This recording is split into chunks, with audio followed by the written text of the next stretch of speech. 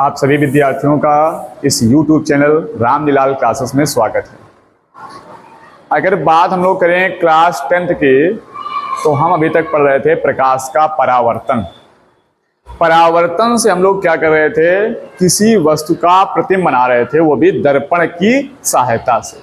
और दर्पण में जो क्रिया हो रही थी वो हो रही थी प्रकाश के परावर्तन की। आपने प्रतिमा बनाए भी थे, उत्तल दर्पण से बनाए थे, अवतल दर्पण से बनाए थे। आज के वीडियो जो पढ़ने वाले हैं हम लोग, वो पढ़ेंगे प्रकाश की एक दूसरी घटना, जिसको हम कहते हैं प्रकाश का अपवर्तन।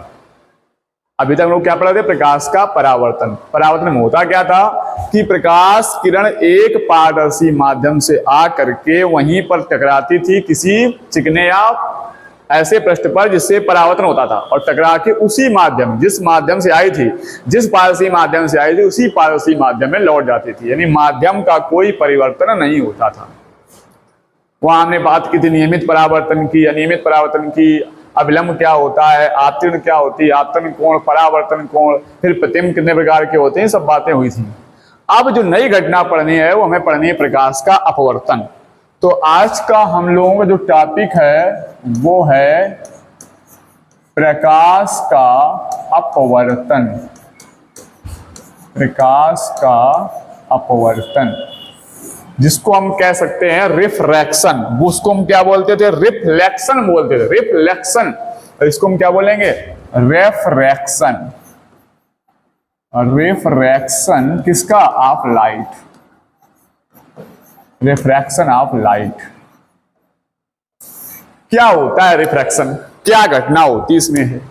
तो रिफ्रैक्शन की घटना में जो प्रकाश होता है वो अपने माध्यम को चेंज करता है।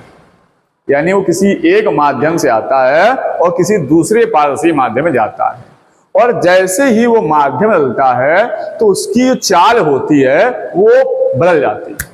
यानी हम कह सकते हैं कि प्रकाश के माध्यम बदलने से, आपको ये बात हम लिख के समझा रहे हैं क्योंकि बात इंपॉर्टेंट है, ये अपवर्तन की मेन कड़ी है। क्या कि प्रकाश के माध्यम परिवर्तन से जैसे ही उसका माध्यम में क्या होगा, परिवर्तन होगा, तो उसकी चाल, परिवर्तन से उसकी चाल होती है, वो जो चाल होती है वो बदल जाती है, या कह सकते हो परिवर्तित हो जाती है। जैसे ही प्रकाश बना माध्यम बदलता है तो उसकी चाल बदल जाती है। भिन्न भिन्न माध्यमों में उसकी चाल भिन्न भिन्न होती है, और चाल बदलने का कारण ही क्या हो जाता है, प्रकाश का अपवर्तन। जैसे एक एग्जाम्पल आप देखें कि अगर आप किसी ग्लास वगैरह में पानी भरा हो और उसके अंदर आप क्या करें, एक पेंसिल वगैरह डाल दें। ये कोई ग्लास है, इसमें मान लीजिएगा एक ने वाटर भर दिया, और इस वाटर के अंदर अगर आप एक पेंसिल, कोई छड़ डाल दें,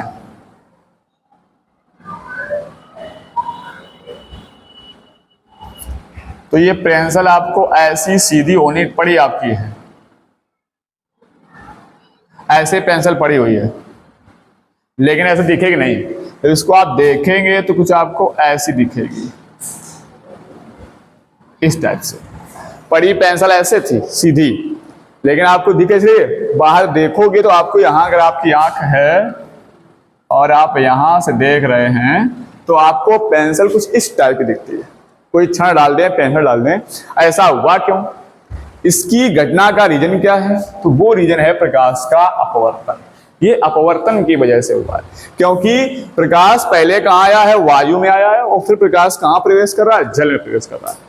तो प्रकाश अपने माध्यम को बदल रहा है, और जैसे ही माध्यम बदलेगा तो हमें पता है माध्यम बदलने से उसकी चाल होती है, वो चाल बदल जाती है। जैसे एक एग्जाम्पल समझाएं कि जब प्रकाश वायु में होता है तो वायु जो प्रकाश की चाल होती है वो आपकी होती है लगभग 3 × 10⁸ मीटर पर सेकेंड।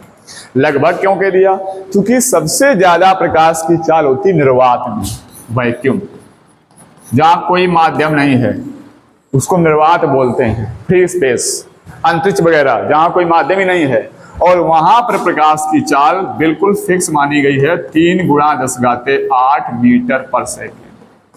यानी 1 सेकंड में 3 लाख किलोमीटर प्रकाश दूरी तय करता है, कहाँ? निर्वात में। और जब यही प्रकाश किसी दूसरे माध्यम में आता है, जैसे मान लो प्रकाश आ जाए, और जो वायु की अगर बात करें तो वायु में लगभग इतनी है। क्यों? वायु का अगर देखा जाए तो लगभग है 2.99 गुणा 10⁸ मीटर सेकंड, तो लगभग 3 के करीब है। तो इसको भी हम लगभग 3 मान लेते हैं। तो वायु और निर्वात प्रकाश की चाल सबसे ज्यादा मानी गई है, वो 3 गुणा 10⁸ मीटर सेकंड, ऐसा देखा भी गया। फिर जैसे प्रकाश जल में प्रवेश करता है तो इसकी जो चाल होती है वो घट जाती है, वो निकाल के देखी गई तो आती लगभग 2.25 गुणा 10⁸ मीटर पर सेकंड। यही प्रकाश जब और किसी माध्यम में जाता है, इसे काम चला जाता है। और ये बात आपको याद रखनी होगी कि प्रकाश चलता सिर्फ और सिर्फ पारदर्शी माध्यम में। कैसे माध्यम में? पारदर्शी, ट्रांसपेरेंट मीडियम होने चाहिए, उसी में प्रकाश चल पाता है। ट्रांसपेरेंट, जैसे वायु हो गया, जल हो गया, कांच हो गया, हीरा हो गया, इनमें प्रकाश की चाल यहां हो जाती है 2 गुणा 10⁸ मीटर पर सेकंड। तो देख रहे हैं ऐसे हीरे में जाएगा और कम हो जाएगी। तो जैसे जैसे प्रकाश अपना माध्यम बदलता है उसकी चाल भी बदलती जाती है, और उसी वजह से ये क्या होता है? अपवर्तन होता है। क्योंकि जब यहाँ वायु में आया तो चाल इतनी थी, जल में आया चाल इतनी हो गई, तो माध्यम बदलने उसकी चाल क्या हो गई? बदल गई, चाल बदल गई। इसीलिए माध्यम में इसका क्या हो गया? अपवर्तन हो गया।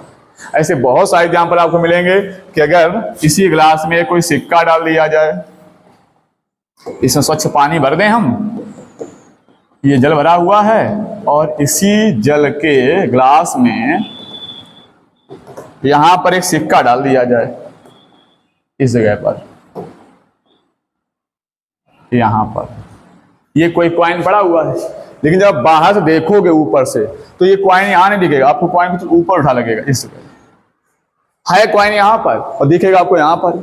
तो ऐसा क्यों हुआ? ऐसा इसलिए हुआ प्रकाश के अपवर्तन की वजह से। क्योंकि प्रकाश वायु से कहाँ आएंगे? जल में, माध्यम बदलेगा, माध्यम बदलने से प्रकाश की चाल बदलती है, और चाल बदलने से उसकी स्थिति भी बदलती है। तो प्रकाश का जो अपवर्तन है वो आपको समझाता है, जरा ध्यान समझ लीजिए, कि अगर 2 माध्यम आपके पास हैं,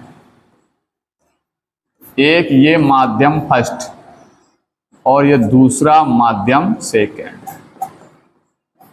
जो आप लाइन देख रहे हैं ये लाइन है 2 माध्यमों की बाउंड्री, 2 माध्यमों का सीमा पृष्ठ है। इसके ऊपर दूसरा कोई माध्यम है और नीचे दूसरा कोई माध्यम है।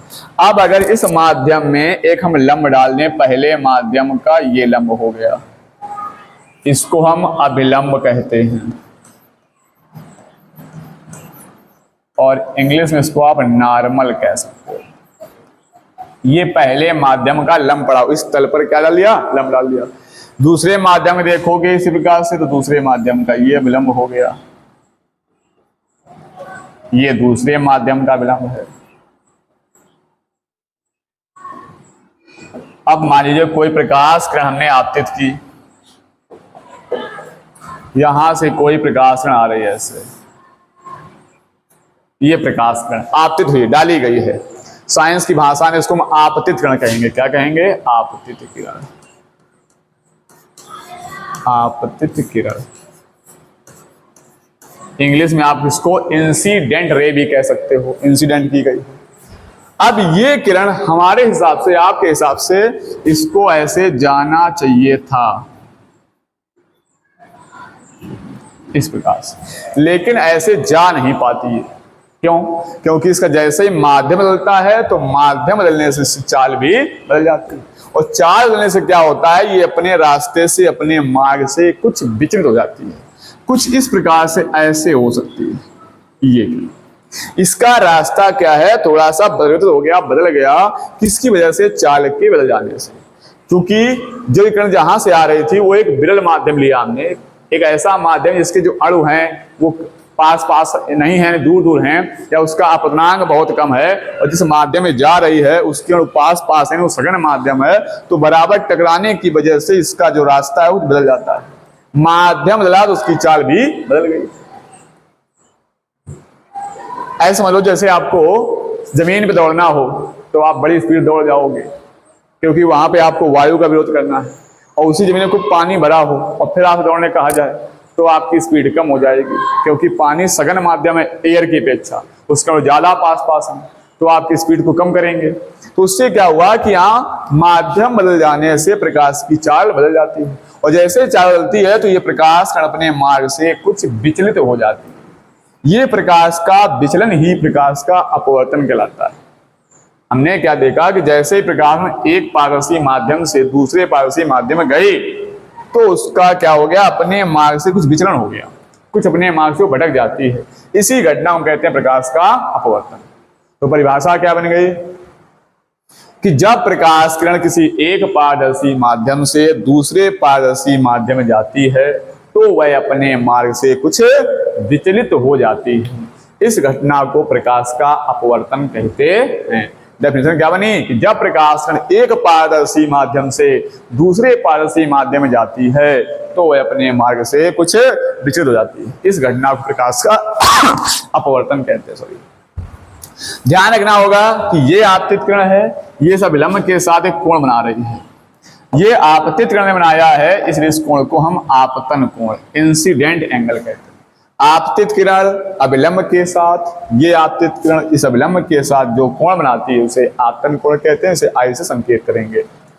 इसी प्रकार देखो ये अपवर्तित किरण, ये भी एक अभिलंब के साथ एक कोण बना रही है। तो ये अपवर्तित किरण है, यहां पे इसका नाम लिख दे रहा हम, ये थी आपकी अपवर्तित किरण।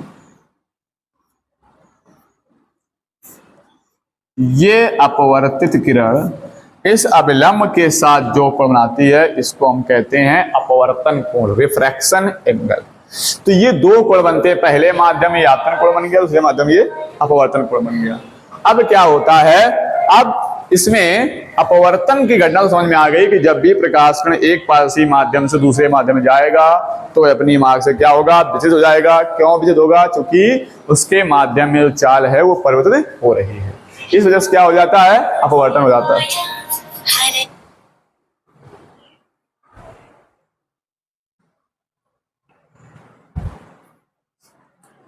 तो अब ये बात तो थी अपवर्तन की, इसके कई सारे आपको एग्जाम्पल मिल जाएंगे। जैसे ये एग्जाम्पल बताया हमने कि स्वच्छ पानी में अगर सिक्का पड़ा है तो ऊपर उठापित होता है, किसकी वजह से, अपवर्तन की वजह से।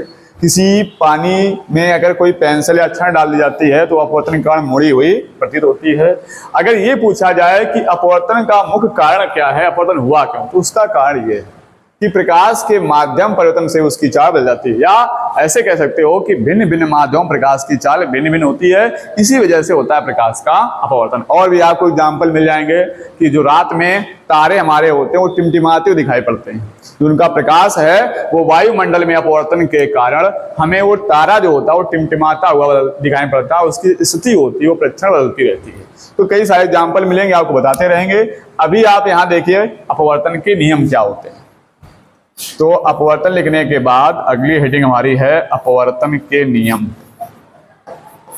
रूल्स ऑफ रिफ्लेक्शन या लॉ ऑफ रिफ्लेक्शन। तो यहां जैसे परावर्तन के आपने नियम पढ़े तो दो, ठीक उसी प्रकार से अपवर्तन के भी दो नियम होते हैं। कौन कौन से नियम जरा देख लीजिएगा। पहला नियम, ये आपतित किरण है जो डाली गई है, यहां पर उसका क्या हुआ, अपवर्तन हुआ, तो ये किरण बन गई अपवर्तित किरण। और इस बिंदु पर जहां तो मिल रहे हैं इसको हम कहते हैं आपतन बिंदु। इस आपतन बिंदु पर चाहे ये सब लंब देखो चाहे सब लंब को, तीनों एक ही तल पे हैं, तीनों तल वही है, आपतित किरण का, इस अपवर्तित किरण का और इस अभिलंब का। तो पहला नियम बन जाता है कि आपतित किरण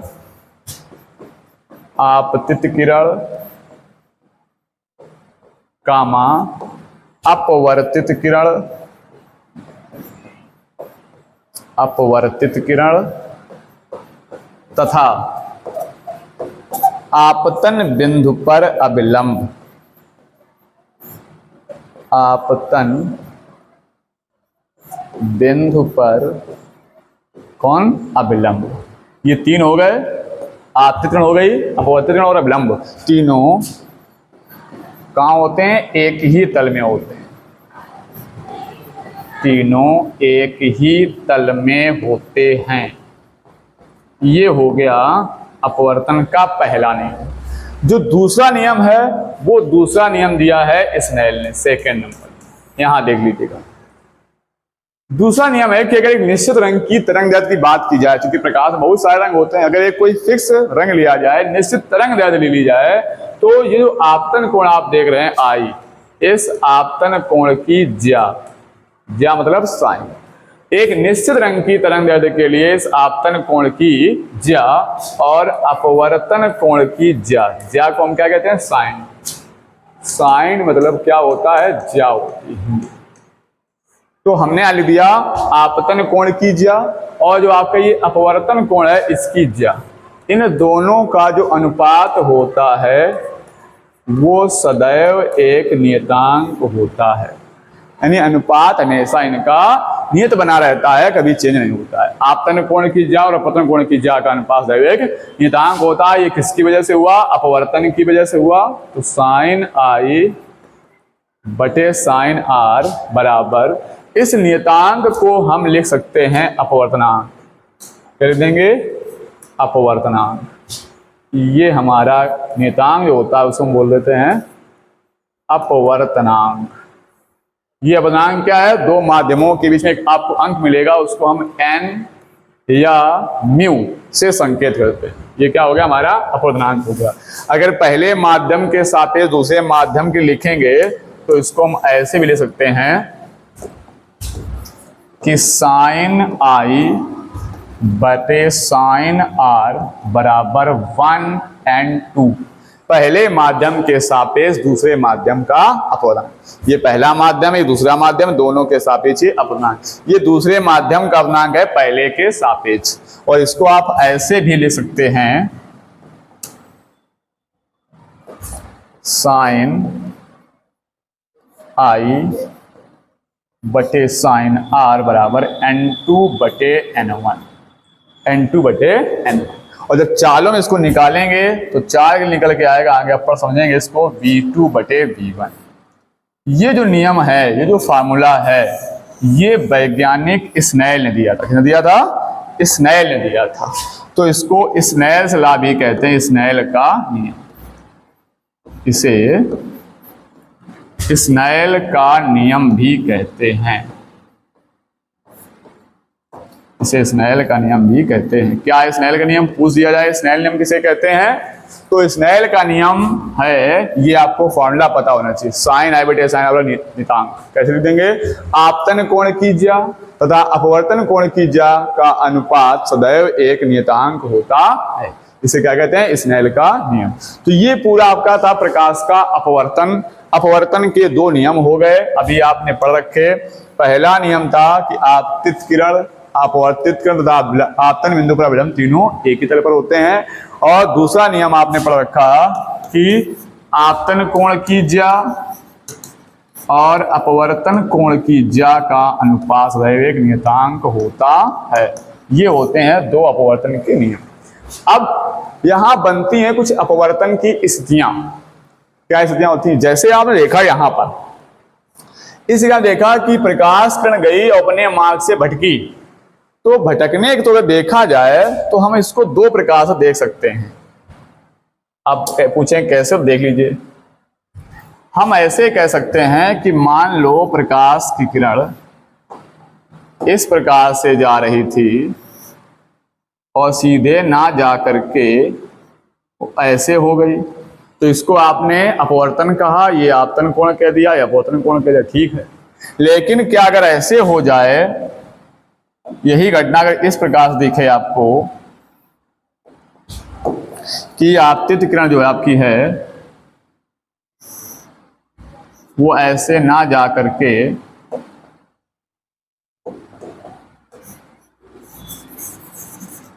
इस प्रकार दिख जाए,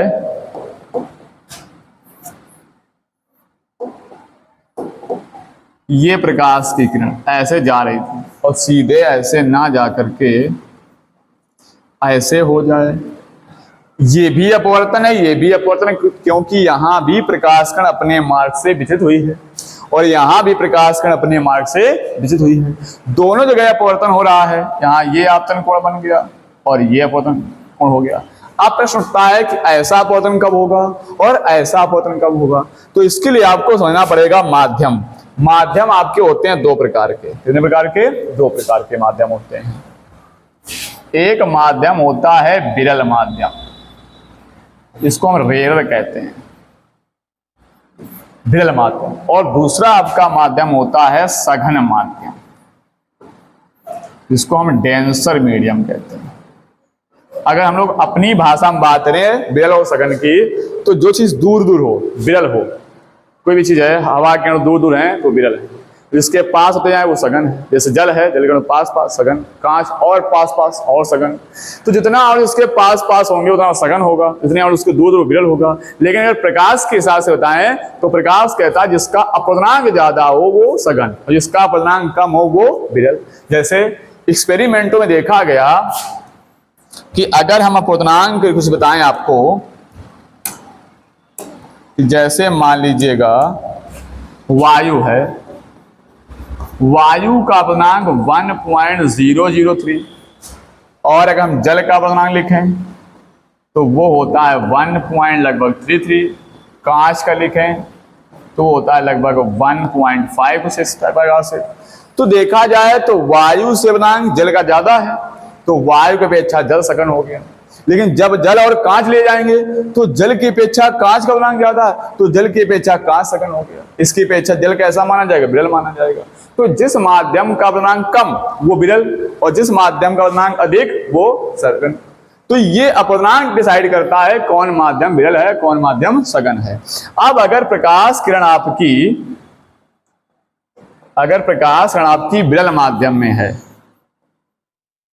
और वो सघन माध्यम में जा रही है तो उसका अपवर्तन इस प्रकार से होगा, यानी वो प्रकाश किरण अपवर्तन के बाद अभिलंब की ओर झुक जाती है। नियम बन गया, स्थिति बन गई पहली स्थिति अपवर्तन की कि जब प्रकाश किरण विरल माध्यम से सघन माध्यम में जाती है तो वह अभिलंब की ओर झुक जाती है। ये टूवर्ड्स द नॉर्मल, ये नॉर्मल की ओर आ जाती है। कब? जब रेयर मीडियम से विरल माध्यम से डेंसर मीडियम सघन माध्यम में जाती है। तो पहली स्थिति बनी कि जब प्रकाश किरण विरल माध्यम से सघन माध्यम में जाती है तो वह अभिलंब की ओर झुक जाती है, तो उसका अपवर्तन कहाँ होगा? अभिलंब की ओर झुकेगी। यहां देखिए, अगर ये माध्यम सघन है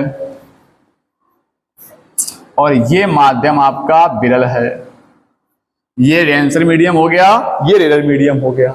अब प्रकाश किरण जैसे सघन से विरल में आएगी तो क्या होगा? इसका भी अपवर्तन हो रहा है लेकिन ये अभिलंब से दूर जा रही है, अवे फ्रॉम नॉर्मल, नॉर्मल से दूर हट रही है। तो ये जो अपवर्तन है ये कब होगा? जब प्रकाश सघन से विरल में जाएगी, और ये अपवर्तन कब होगा? जब प्रकाश में विरल से सघन में जाएगी। ये दो अपवर्तन की स्थितियां आपको देखेंगी कि जब प्रकाश में विरल से सघन में जाएगी तो अभिलंब की ओर झुक जाएगी। आगे में इनका यूज करेंगे, जैसे विरल माध्यम देखेंगे सघन में जाएगी तो अभिलंब की ओर उसको झुक जाएगी, विचलित हो जाएगी। और जैसे प्रकाश किरण सघन माध्यम से विरल माध्यम में जाएगी तो वह अभिलंब से दूर हट जाएगी। ये दो अपवर्तन की स्थितियां हैं। अब इसी अपवर्तन की स्थितियों में हम पढ़ते हैं कुछ अपवर्तनांक पढ़ते हैं। अपवर्तनांक करने को बता दिया कि जैसे प्रकाश में एक माध्यम दूसरे माध्यम जाएगी तो उसका क्या हो जाएगा? अपवर्तन हो जाएगा।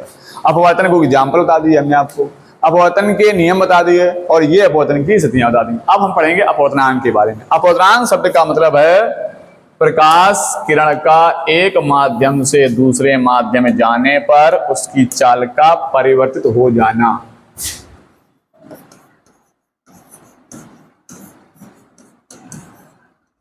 अपवर्तनांक, इसको हम इंग्लिश में लिख देते हैं रिफ्रैक्टिव इंडेक्स। Refractive index.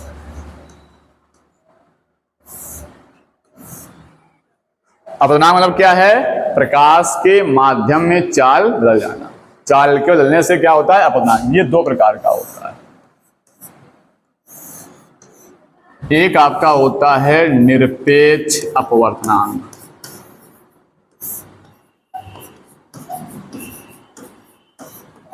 निरपेक्ष अपवर्तनांक, इसको हम कहते हैं एब्सोल्यूट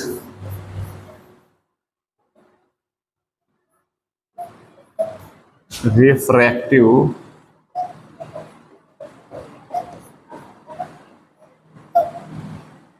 इंडेक्स। और दूसरा हमारा होता है सापेक्ष अपवर्तनांक।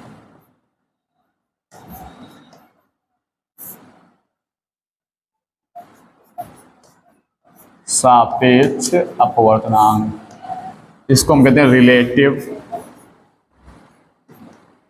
ये दो माध्यमों का सापेक्ष दिखाता है रिलेटिव रिफ्रैक्टिव इंडेक्स।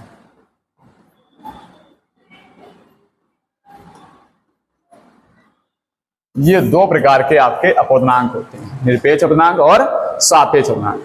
निरपेक्ष अपवर्तनांक क्या होता है? अगर प्रकाश की किरण वायु में है, किस माध्यम में है? वायु, अथवा निर्वात में है,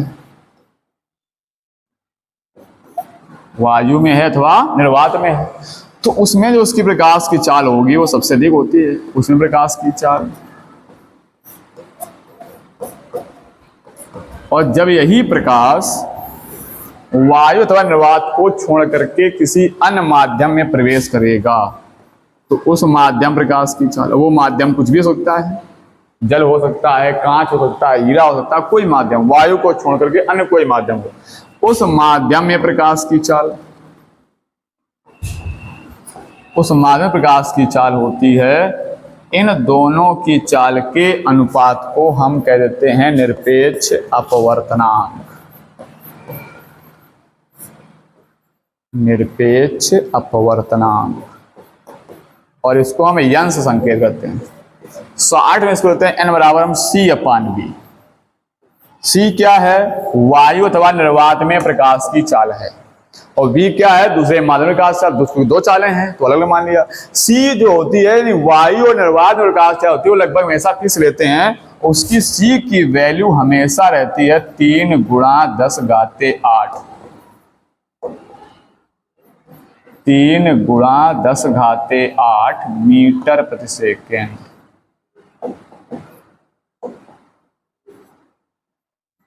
हमेशा। अब बचा क्या? V। तो कुछ प्रश्न आपको ऐसे मिलेंगे जिनमें C का मान तो फिक्स सही है, V का मान देगा तो N का मान पूछ देगा, या N का मान दिया होगा तो V का मान पूछ देगा। कह देगा कांच का अपवर्तनांक इतना है तो कांच में प्रकाश की चाल बताओ, या हीरे में प्रकाश चाल इतनी है तो हीरे का अपवर्तनांक बताओ। तो आप वायु के सापेक्ष किसी माध्यम प्रकाश की चाल या उसका अपवर्तनांक पता कर सकते हैं। अब दूसरा आपका आता है सापेक्ष अपवर्तनांक। इसमें क्या होता है? सापेक्ष अपवर्तनांक में क्या होता है? यहां जैसे माध्यम ने फिक्स कर दिया कि वायु निर्वात है और किसी अन्य माध्यम जा रही है, यहां भी अपवर्तनांक है तो चाल ही होगी दो माध्यमों की। तो यहां ले देते हैं, अगर पहले माध्यम प्रकाश है, पहला माध्यम कुछ भी है, उस पहले माध्यम में प्रकाश की चाल, और जब ये प्रकाश किसी दूसरे माध्यम में जाएगा तो उस दूसरे माध्यम प्रकाश की चाल, दूसरे माध्यम में प्रकाश की चाल, इन दोनों चालों का जो अनुपात बनता है उसको हम कहते हैं सापेक्ष अपवर्तनांक। सापेक्ष अपवर्तनांक, एक माध्यम के सापेक्ष दूसरे माध्यम का, तो इसको हम देते हैं 1 और 2। पहले माध्यम के सापेक्ष दूसरे माध्यम का अपवर्तनांक। अब पहले माध्यम प्रकाश की चाल हमने मान ली इसको V1, क्या मान ली? V1, और दूसरे माध्यम चाल मान ली V2। तो 1 और 2 बराबर क्या हो जाएगा? V1/V2। इसी को हमने लिखा था, अगर पीछे आपको याद हो, N2/N1। अभी पीछे लिख के आए थे हम N2/N1, इसको लिखा था हमने, और ये बराबर किसके है? V1/V2। तो स्नेल का नियम पढ़ा था तो वही चीज यहाँ आई थी, तो स्नेल नियम से भी ये बात प्रूव होती है। तो ये दो प्रकार के आपके अपवर्तनांक रहते हैं, निरपेक्ष अपवर्तनांक और सापेक्ष अपवर्तनांक। अपवर्तनांक का मतलब ये प्रकाश की भिन्न भिन्न माध्यमों में भिन्न भिन्न चालों का होना। तो ये आपको अपवर्तनांक पढ़ने होंगे, इनके आधार से आप चाल या अपवर्तनांक पता कर सकते हो। अब आपको पढ़ना है इसी में प्रकाश की उत्क्रमणीयता, रिवर्सिबिलिटी ऑफ लाइट। प्रकाश जो होता है आपके उत्क्रमणीय नियमों का पालन करता है। उत्क्रमणीयता का सिद्धांत आपने केमिस्ट्री में भी यूज होता है आपका। जैसे केमिस्ट्री में आप पढ़ते हैं कि जैसे जल है, जल को ठंडा कर दो बर्फ बन जाती है, और बर्फ को आप पुनः गर्म कर दो तो क्या बन जाएगा? जल बन जाएगा। ये रिवर्स हो गया, बैक हो गया। या वे क्रियाएं जो क्या होता है दोनों दिशा में होती हैं, जल से बर्फ, बर्फ से जल, दोनों दिशा में होती है। आपको हम लिख के बता दें थोड़ा सा, जैसे आपके पास जल है तो आप जल से बर्फ बना सकते हो और बर्फ से आप पुनः जल बना सकते हो। तो दोनों दिशा में हो रही हैं, जल से बर्फ बन रहा है, बर्फ से जल बन रही है, और ये कभी पूर्ण नहीं होती, कभी समाप्त नहीं होगा।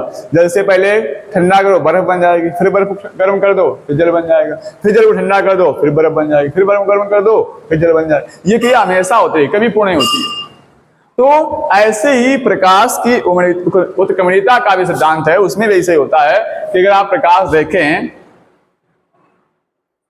ये हमने देखा था कि प्रकाश किरण यहां से हमने डाली इस पॉइंट से और ये प्रकाश मिला, तो अगर आप यहां से डाल देंगे प्रकाश, यहां वापस मिल जाएगा, यहाँ प्रकाश भेजेंगे यहाँ आएगी, यहाँ से वापस डालेंगे यहाँ जाएगी। तो ये उत्क्रमणीयता जो सिद्धांत है वो हम आपको नेक्स्ट वीडियो में अच्छे समझाएंगे, फिर माध्यमों में संबंध बताएंगे। तब तक आप ये जो है अब प्रकाश का अपवर्तन अच्छे से पढ़ लीजिए।